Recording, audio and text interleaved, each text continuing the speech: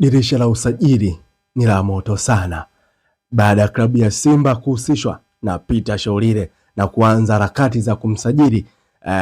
Klabu ya Yanga imeona hapana, wanahitaji usajili wa heavyweight, usajili wa nguvu, usajili ambao utaendelea kutikisa. Kuna watu wanaweza kusema kwamba Sholile labda kaisha, Sholile yezekana hawezi akacheza tena kwenye kile kiwango. Hapana, Sholile ni mchezaji ambaye ana uwezo wa kucheza ligi kuu ya Tanzania bara.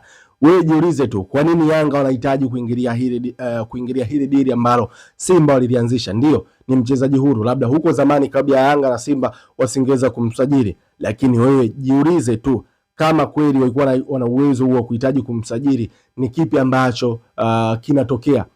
Tumeishuhudia hapa, Bareke alikuwa mfungaji bora kule akiwa na klabu ya TP Mazembe kwenye nchi ya Kongo, lakini Fiston Karara Mayere ambaye watu hawakumtarajia ndiye ambaye amekuja kuwa ni mchezaji mzuri zaidi ya wale ambao hatukutarajia. Unaweza kusema umri, lakini Harry Kane anafanya nini?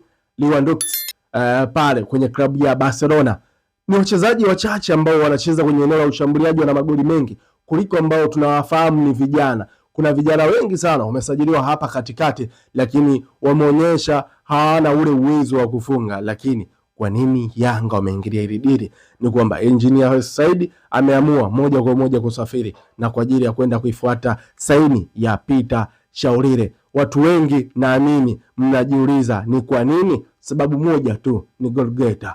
Ni mchezaji ambaye ana uwezo wa kufunga magoli mengi.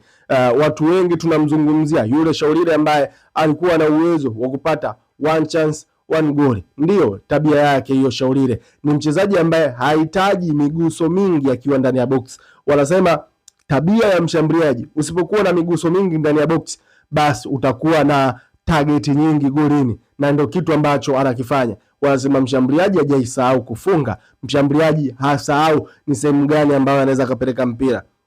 Washambuliaji wengi wametofautiana. Kuna wale washambuliaji ambao wanapenda kujisetia na kuchagua engo ya kufunga, lakini yeye ukizungumzia mchezaji kati ambaye ana uwezo wa kuskani kwa uharaka golikipa kakaa eneo gani na mimi niupeleke mpira sehemu gani, basi Sholile ndiyo ambavyo anafanya.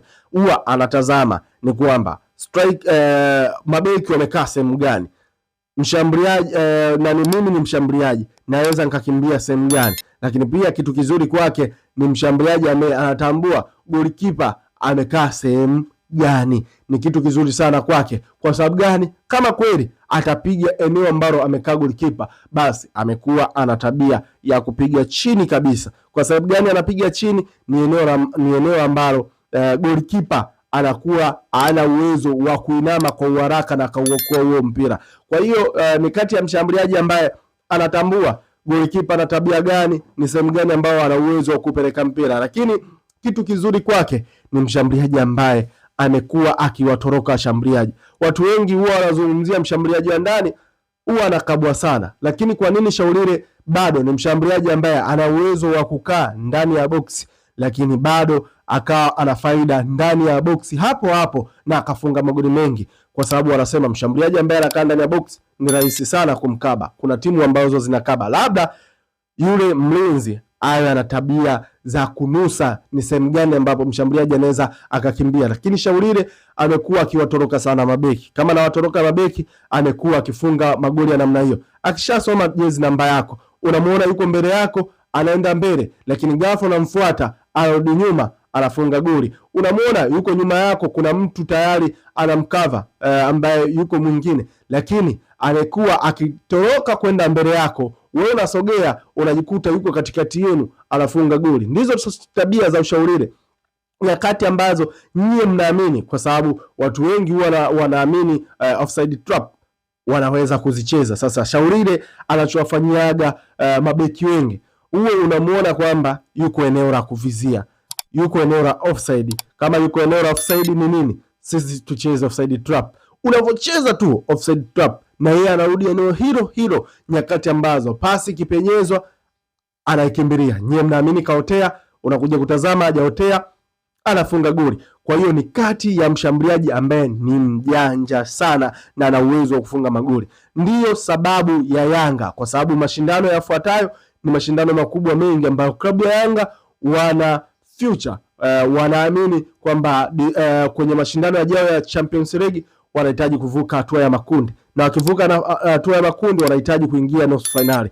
na kama wataingia nusu finali, kama Mungu atawawezesha, kwa sababu wanasema unahitaji bahati pia kwenye mpira wa miguu, basi msimu huu iwe bahati kwa klabu Yanga kuingia finali na kubeba kombe. Sasa kama unahitaji kubeba kombe, unahitaji wachezaji wazuri, unahitaji mchezaji ambaye ana uwezo wa kuamua mechi, mchezaji ambaye ukimpa mpira goli nafasi moja hiyo hiyo anatia kamba. Shaurire amekuwa na tabia za one chance one goal. Inamaanisha Shaurire ukimpa nafasi 5, yeye amekuwa akitia kamba zote 5, au kwenye hizo 5 anaweza akakuachia 2 na katia kamba 3.